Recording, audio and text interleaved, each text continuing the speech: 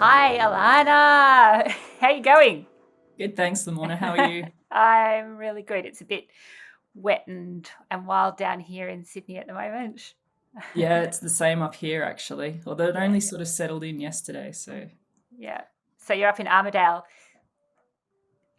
Yeah. yes, yep, up in Armidale, up in the mountains. And what's the Aboriginal name for the area that you're in, seeing as it's Nadok Creek? Yes, indeed. So I'm coming from the Anawan land. Anawan. Ah. And I'm here on the Wongal people's land of the Eora Nation, which is the area that's kind of west-ish of Sydney.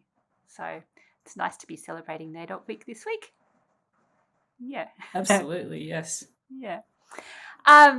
So today I thought it would be really lovely to talk to you about the fact that you come from regional part of New South Wales and that this has become one of the features of our EarthBound program today, um, and your experience with regional music making. I know you've done a bit of research into this, and it's a bit of a passion of yours, and it's just really awesome that you're able to come and share some of the music that you have created with Sydney audiences. So maybe you can tell us first a little bit about the composers that you've collaborated with, and the artists that you've collaborated with, and the kind of music that you're going to be bringing to us in this Yeah, Earthbound program.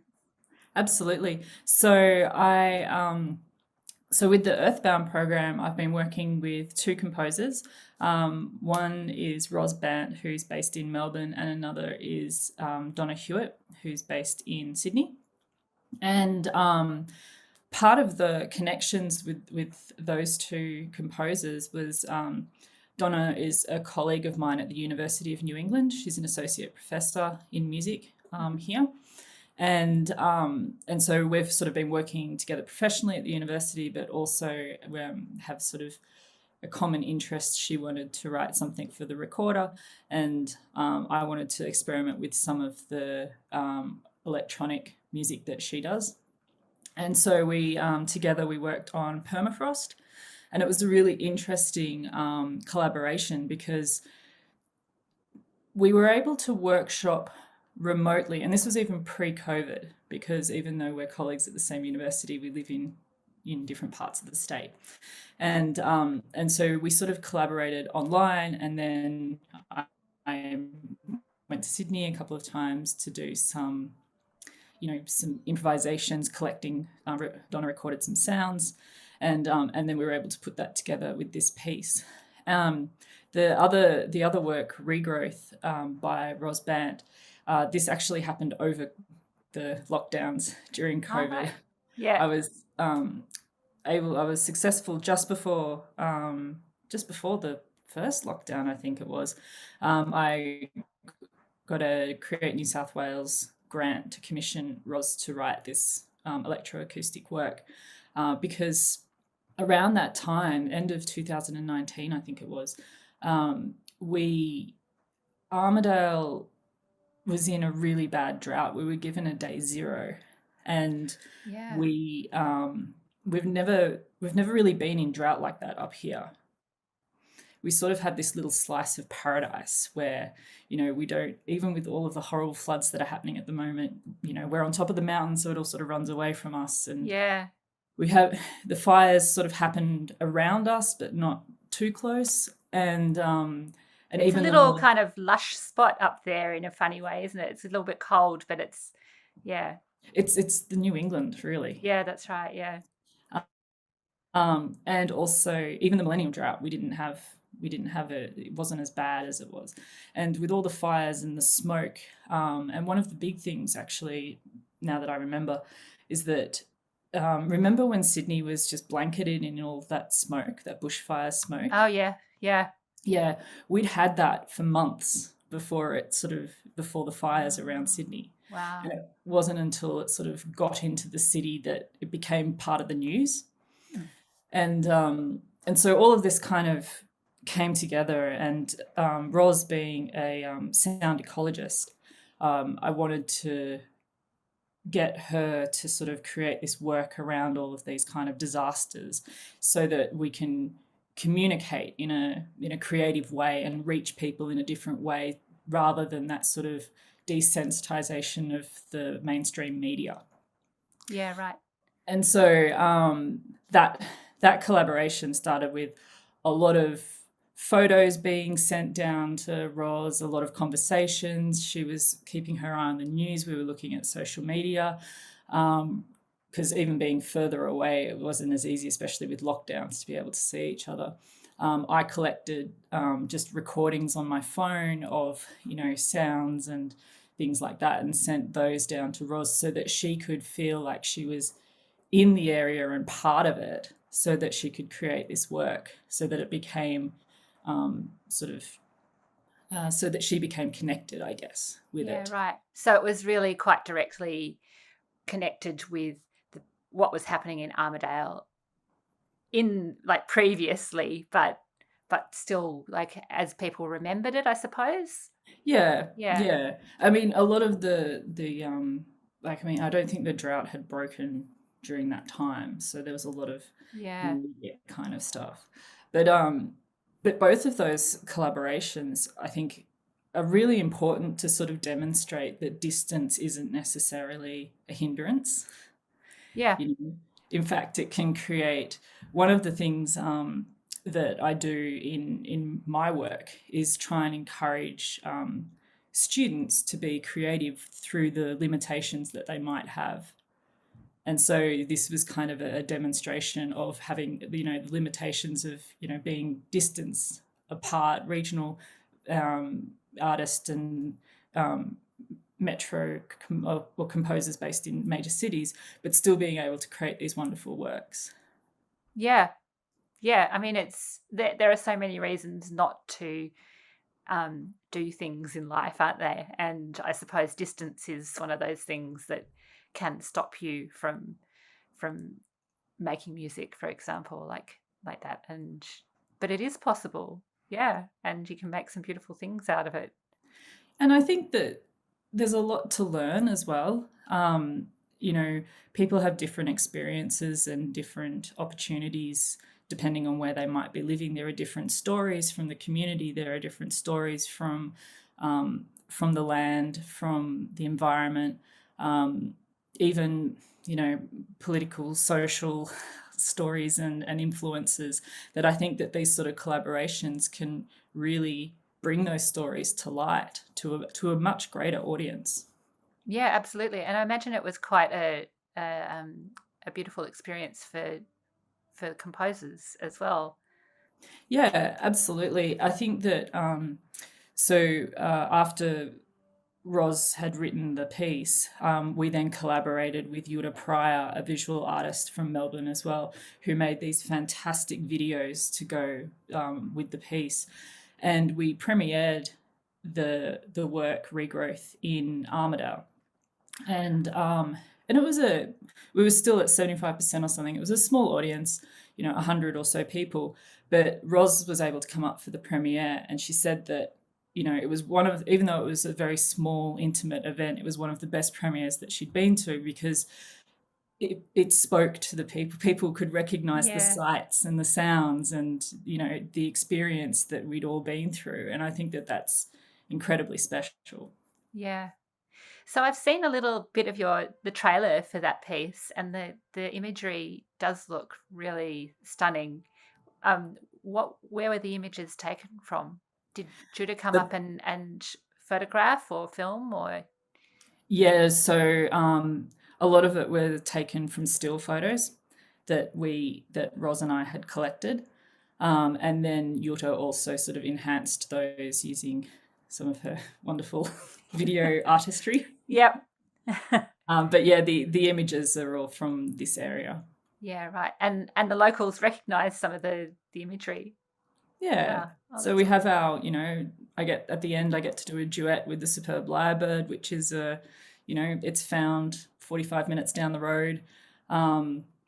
The Jumeric Dam it used to be our water source. It's not anymore because it's too small, but that's a very popular picnic area just a couple of kilometers away. And then a lot of the trees were all from the Bee's Nest fire, which was in Ebor, which was only about another sort of 50 minutes or so. Yeah, right. Beautiful. And Alana, maybe you can tell us a little bit about your research up there at UNE. Yeah, sure. So my research is, let's say, eclectic. Yep.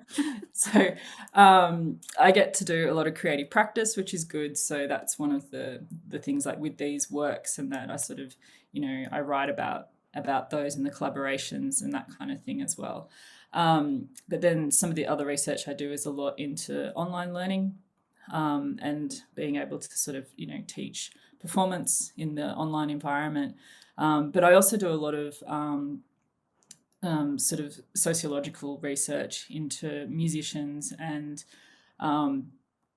the sort of the way that they connect with music and the importance of music. At the moment, I'm doing a study which is looking at the sort of the development of music within the New England Northwest region. So looking at, certain areas where music has been prominent for, since the late 19th century, and why these regional areas are sort of sustaining these musical practices.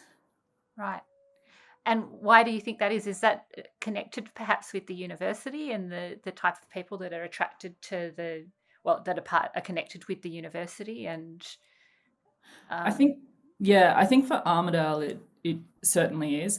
Armidale has also been a huge centre for education even prior to the university. So I think that with the Catholic schools that were here and the big sort of private schools and that kind of thing, it sort of attracted people to the town. It's quite a wealthy area. It must be quite a wealthy area historically. Do you think? I imagine, yeah, it probably is. Yeah. In terms of farming, it's definitely a but it was interesting to sort of see this kind of like connection between people that came to Armidale because of the university, but actually decided to stay purely because of these sort of cultural activities that were available. I mean, we all know it's hard to quantify, but like we all know that arts and culture, they give life to a community. Yeah. So that was one of the things that attracted people, and I guess that's what kept it going. Yeah. I mean, I know my husband Jim grew up in Armidale. Yes. And his dad was one of the lecturers at the university and learnt recorder. Actually, I think you might have met John actually. And I certainly think that's one of the reasons that he stayed in Armidale for such a long time, was because of all that, the amazing culture that came through Armidale, and that he was able to be part of himself as an amateur recorder player. And yeah, he loved living there. So yep. Yeah, I mean, we've had, I've just written a chapter that's going in a book that hopefully is published soon, about the history of the Armidale Symphony Orchestra, because it started, there's evidence of the orchestra since the 1930s, but it became a proper municipal orchestra in 1945 and has stayed an orchestra since then. So it's over 75 years old, and it's the longest running regional orchestra in Australia. Wow. And how many concerts would they be doing a year? 3 a year. Fantastic. Yeah. So that was kind of what sparked the interest about doing this larger study, to try and, because I did this sort of case study of the orchestra, and that sort of sparked the interest to sort of think, like what else has been going on, that there's been like enough people that are interested in keeping like even just this one particular ensemble, but other ensembles going for so long, especially when we're talking, generations. Yeah, absolutely. So outside of Armidale, and have you found many groups that have continued? Not as long as that. I mean, Tamworth has a drama society, which I think has been going for a while, a musical society, and there used to be I think they called it I think it was an arts council that sort of took on a few different places. There's evidence of that from the sort of like late 19th century. So there's been lots of sort of things going on, but I'm still exploring. That's still collecting data on that one. Right. And what about composition and newer music making? Is there much of that in your area? Yeah, there is. We've got a number of really great composers. Most recorder players out there will know Benjamin Thorne. Yep. So he's here, and I mean, he's so prolific that, you know, if you need a piece, he'll write one. So Yeah. So I actually premiered a new trio of his because every 2 years we have the New England Bark Festival, which Ben curates, and so I premiered a piece of his in that. We've also got, there's another composer up here, Steve Thornycroft, who's a guitarist, and he writes some really great stuff as well. And he's also written a piece for, well, me and him. And then also in the recorder world, we've got Zana Clark, and there's a couple of other composers as well. There's Paul Marshall, who actually went through Sydney Con. He's up here teaching at NECOM. Oh, yep. And he's a woodwind player. And Matthew Minter, right, as well, who also went through Sydney Con. Yep. Doing composition. So, and I think he's actually doing a master's at Sydney Con at the moment. He's the sort of head teacher at PLC, one of the schools up here. Right. So there's a lot of pockets of composers that are around. Yeah. Which is nice, because it's nice to be able to, to work with people with different approaches, both locally as well as further away. Yeah, for sure. And one of the things that we talked about right at the beginning was that you felt that it was difficult for performers from regional areas to have the opportunity to come and perform in the bigger centres, which I can well understand, appreciate. Maybe you can talk a little bit about that. Yeah, I think so my background is, like, I actually grew up here in Armidale, and then I went away and I studied in Sydney. I did my undergrad and masters at Sydney, and then I moved to Amsterdam and studied there for a bit, and then ended up back here in Armidale, where I did a PhD and got a job at the uni, so it all sort of fell into place. But I think one of the things that I've really noticed is that there are a lot of, like, extremely professional and talented players in regional areas. Yeah. And I think that it's sort of, the scene really is in the big cities in terms of, like, I guess, larger groups and things like that. Sorry, I don't know who that is. Yes. So I think that it's more difficult if you're in a regional area to sort of, there's less kind of, I guess, promotion and the bigger sort of performances and gigs that might attract media attention and that kind of thing, to kind of put regional artists in the same space as those from, let's just say, metropolitan areas. Yeah. And there's a real push at the moment for ensembles to go out into the regions and to perform into the regions and things like that. And it's actually quite, I looked at the sort of the criteria, and a lot of it was sort of for Sydney based, to go out into the regions. Yeah. Which is a little bit of a shame, really, because it's, there are groups that tour around here that are regionally based or locally based. And I think people are afraid of distance as well. like Sydney to Armidale, Sydney to Tamworth is a 45-50 minute flight. It's not really that far away. And especially having lived and worked in Europe, people travel between countries even to work together. Yeah. And so I think, that sort of that fear of distance, and that it's too hard, or that it's too far away, and that kind of thing. Yeah. And it's also just if you're not seen, not heard, I guess. And as I said, there's less promotion of regional artists. Yeah.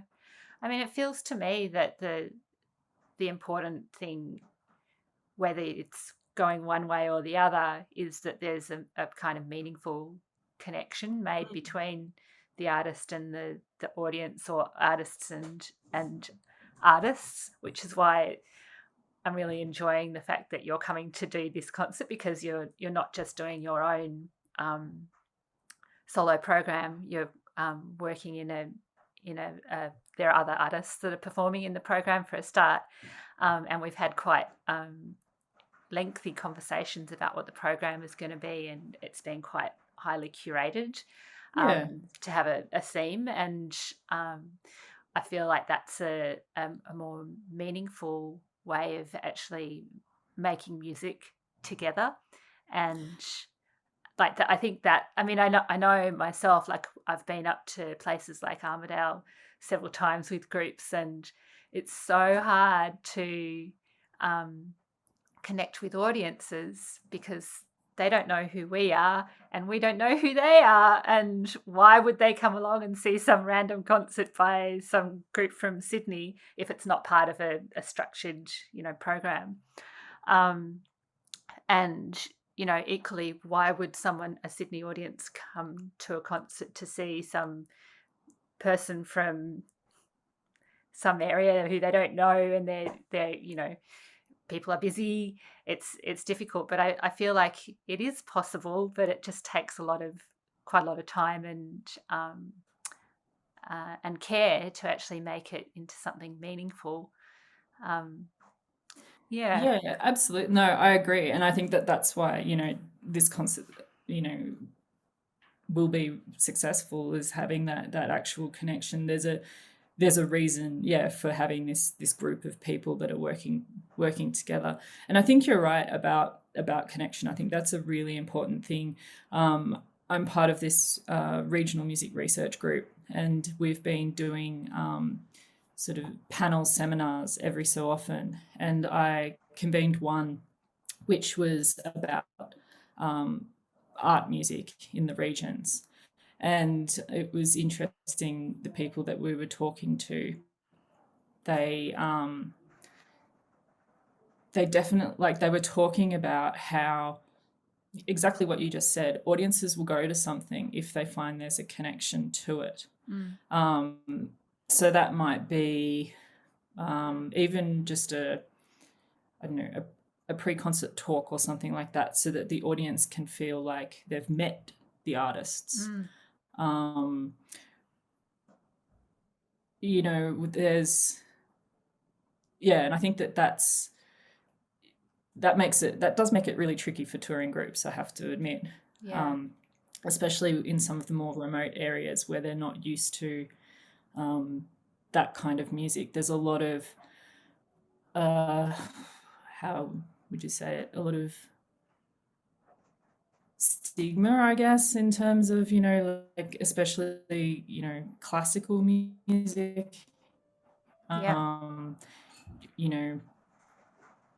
Sort of all of the protocols that, that people think that might be part of it. And so it seems less accessible, even if it is right on your doorstep.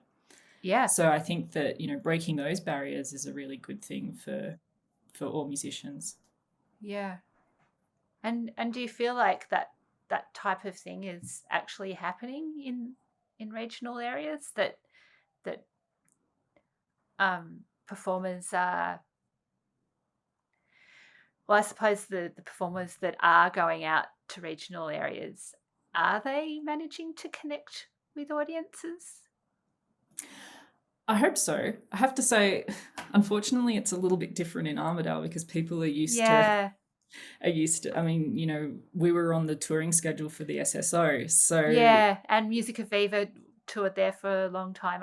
They probably yeah, still do. Yeah. yeah. So we're kind of a bit used to that. But when we were having this panel discussion, we had people from Tasmania up to Darwin, and they were saying that. I think one of the other things about regional areas is that we don't have large concert halls, so No. so it makes it a little bit easier to sort of be in a familiar place that people feel comfortable with. That's not that formal, sit in darkness with the stage lit up kind of Yeah. thing. Yeah. Which makes it a lot more intimate. And I think that there's a touring program which I think is like small halls or something like that. And Oh, yeah, I think I've seen that. It yeah, looks really fun. yeah, and that's the kind of thing that I guess we might be used to. Yeah.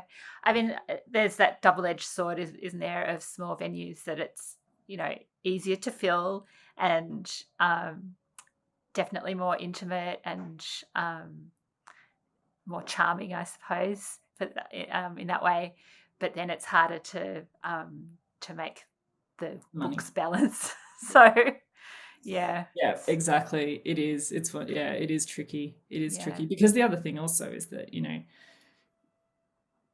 as much as it would be nice to, it's sometimes harder to charge the ticket price that you'd like as well. Yeah, totally. I mean, that's even hard in the big centres, I think, Yeah. because there's so much going on that people's budgets are stretched. There's only so many gigs that you can afford to actually go to, and I know, and unfortunately, that's one of the things that gets sort of shaved off first, isn't it? yeah, it is. Yeah, and in terms of coming to somewhere like Sydney to do a concert, is there anything else that you think would make a difference as as a regional based performer? Like, it's actually quite hard putting on gigs in Sydney. Like, as someone who lives here, that's hard enough in itself. But I imagine extra hard to be coming from outside of town. I think some of the arts organisations that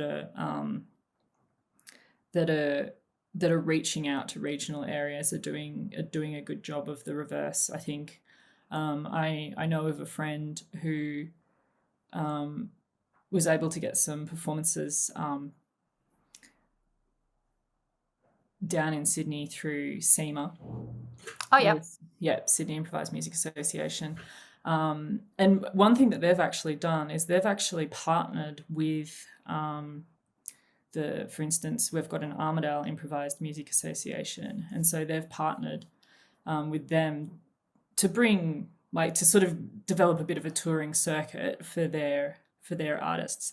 But during the lockdown, they did have a regional tour which they couldn't do. So what they ended up doing is that they they spread the money to where they were planning on touring and having local groups sort of stream out. So I was part of that, which was interesting. Right. How did that work out? Yeah, it was really good. So they had a series, and basically there was, I think there might have been 3 or 4. I think it might have been once a month or something like that, and they were pretty flexible. So we had, some experimental improvisers, and then we had a jazz group. I was doing some experimental improv to accompany a narrator, and then I can't remember what else there was, but they did pretty well. That we were in the art gallery performing to the camera, and then it was live streamed through Facebook and various channels. And I thought that was an interesting way for them to reuse the regional funding that they'd got. Totally. So the regional artists got the opportunity to perform their works, and do you think that regional audiences were able to connect with it strongly? Yeah. So we had, because we had the local, the local following, so Yeah. a lot tuned in. But ours in particular, because the person who I did it with, we sort of co-wrote a paper about it, and we sort of analysed the reactions and all of that on the Facebook post. And I mean, we had people from the States and Taiwan tuning in, so Wow. it was a pretty big reach. Yeah. Yeah. I mean, I suppose, so that was during lockdown though. That Yeah. was June 2020. Yeah. And I suppose, like that has been, I suppose there was a real hope that may be the future for regional music making. Do you think that it is? I don't think so. I think people still want that live connection. Yeah. I think people still want to be able to have the choice to go to a live concert and be part of it, have the sound around you, be part of the audience. I think that's still going to be essential. I think when it comes to the live streaming, I think one thing that really did show a lot during the lockdowns was that we were able to see we were able to see a lot of performances from small chamber groups through to, symphony orchestras. We were able to access their performances without having to spend the money to travel. I think that was actually, a lot of people commented on that, and I've noticed that when I was writing this paper about our live stream performance, I was doing some research on the reactions of audience members and organisations that were doing these streaming. They noticed two things. They noticed that there were more regional participants in their audience, and they noticed that there were younger people in their audience. Yeah. So I think that to me means that there might not be a market for a live streamed, immediate, at that moment kind of performance, but professionally recorded performances that you can digitally watch in your own time.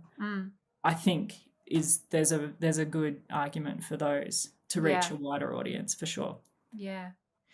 So I mean, like our initial plan with this concert was to try and live stream it directly to a venue in Armidale, and to try and put on a kind of streaming party, which I thought was quite a fun idea.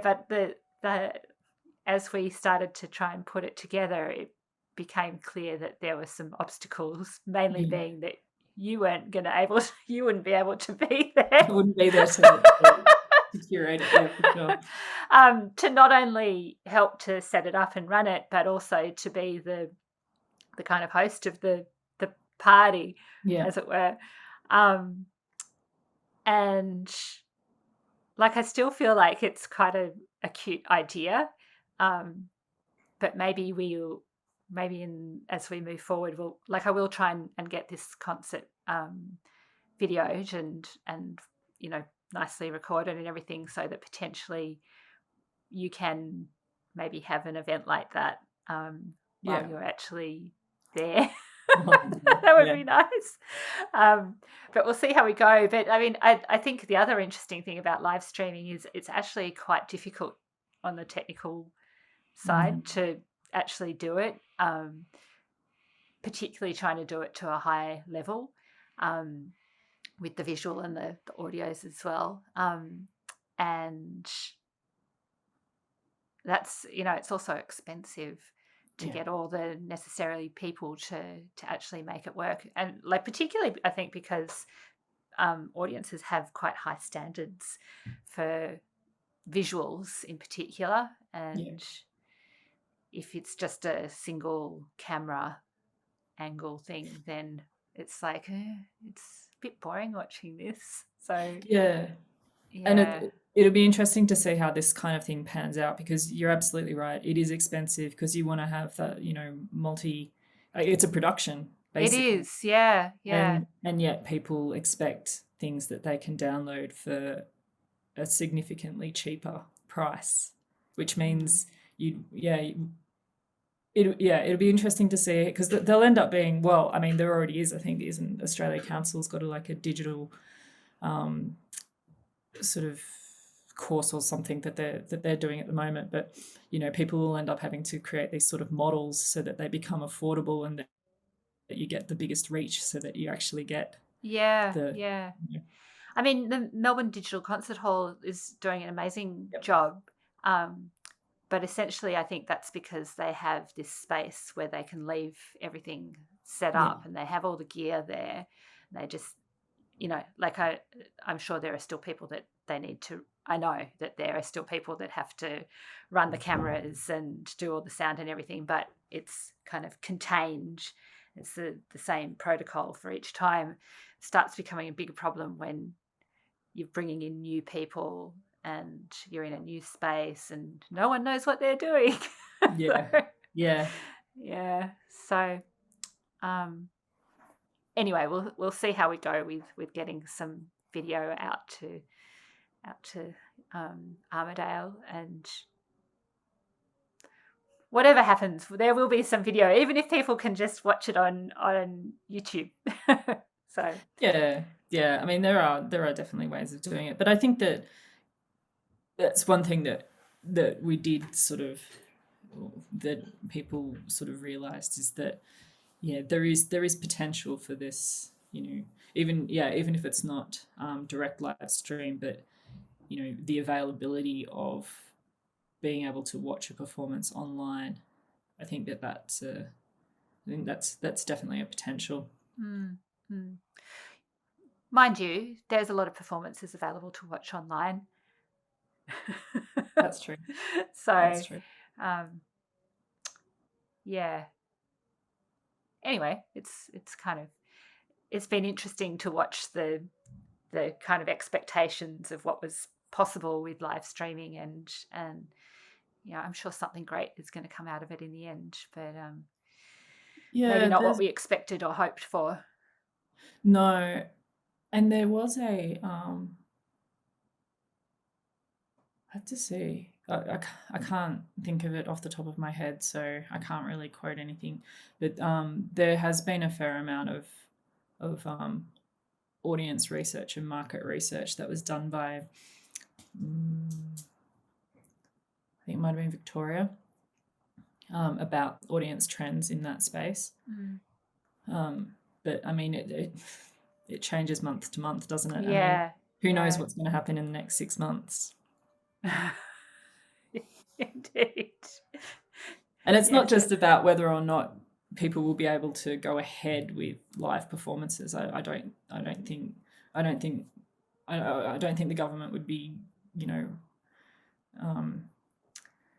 sort of confident enough to put everyone into lockdown, but whether or not people feel safe to attend public gatherings, I think, is the it's still an ongoing drama. But I mean, sort of, I think we've proven we've been able to adapt, which is good. I think, artists have been extremely resilient, and I think that, I mean, we again, we're really lucky up here. I mean, I think I had a couple of performances while Sydney was in lockdown because regional New South Wales wasn't. We were able to get back to sort of, normality, kind of, a little bit sooner, which was interesting. But I think that, the way that artists were able to adapt and the resilience that they showed throughout the whole time, I think was absolutely fantastic. I thought it was really, really great what people were doing, despite how traumatic it was. Yes, indeed. Well, I suppose most artists are used to living in times when life goes up and down and things change all the time. So sure. Anyway, anything else that you'd like to share with us about your experience of living in regional Australia? I don't think so. I mean, my experience is very different to others considering where I am. Yeah. I think that, being outside of Sydney, I mean, I didn't plan on staying here this long, but my job allows me to travel and to Yeah. continue doing all of my creative work, and collaborate with people all over the place. So I'm extremely fortunate, Yeah. in the position that I've landed myself in. Um, and it's very different for other parts. I mean, the more remote you go, the less they have even stable internet connection, So, but Yeah. yet there are people doing such amazing work. I'm part of a project at the moment which was funded by Create New South Wales, where they've got, from all of the regional development offices, they've commissioned artists to do projects based on what the future looks like in their region. And so myself and a videographer, Mike Terry, are doing a project. We would sort of represent New England Northwest, along with a couple of other artists in Tamworth, I think. And so this will be a really interesting project for everyone to keep their eye on.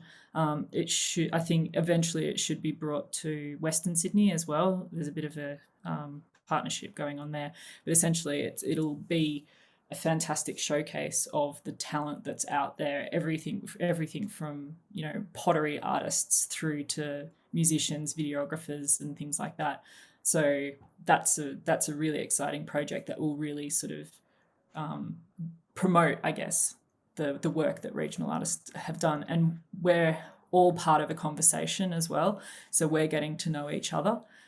So I've discovered sound artists that live in Dubbo, that would be a really interesting connection and that kind of thing. So having said with the touring opportunities and all that, there's all of these other really fantastic opportunities that the regional arts office is working really hard to do. So that's Right. really promising. Yeah. Yeah. I mean, it'll be fantastic to see the results of all of that. And I mean, I suppose ideally we want to just keep making those connections, don't we, to to people and places that we're not familiar with, and keep learning from each other. It's that's what I suppose would be, what would be great to come out of this too, is that I've got to know you better, and you're getting to know all these other people out there, and maybe there's someone that could perform at Backstage in the future that you've come across in your journeys. Yeah, absolutely. That's what it's all about. It's all about being able to have those connections, and being able to cross paths and share stories and find that combination of skills and thoughts and ideas and plenty to keep working on. Yeah, and I suppose that's actually, like, the internet has enabled a lot of that stuff to happen, hasn't it? And modern technology, it's quite extraordinary that we can be talking like this, and I don't need to go up to Armadale to have a coffee with you. We can just chat. You're more than welcome. If you want to come up to the cold, you're more than welcome. You have good coffee. That's good to know. That's good to know. Well, hopefully we can have a coffee when you come down to Sydney. Absolutely. So are you going to come down for a little while? Yeah, so I want to try and come down for about 10 days. Oh, awesome. Yeah, so I'll try and get down the beginning of the week, and then all sort of the weekend before, and then try and leave a little bit after, just so I can catch up with my colleagues down there. And I'm working with Mark Oliveiro on a new work as well. Oh, right. So that's good to know. Yeah. Maybe we need to get Mark involved in this. Well, I mean, because we'll need to perform the piece at some point. So he got a contract with Move. Okay. To record new works of his, and so this is going to go on that as well. But absolutely live performance opportunities for sure. Yeah, so I've got to go down and spend some time with him. Yep. Recording some stuff and playing around with things.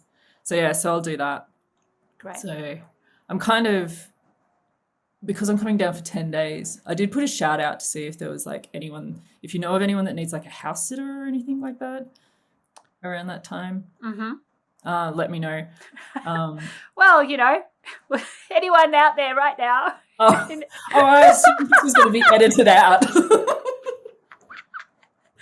If anyone out there has it, like, Alana needs somewhere to stay.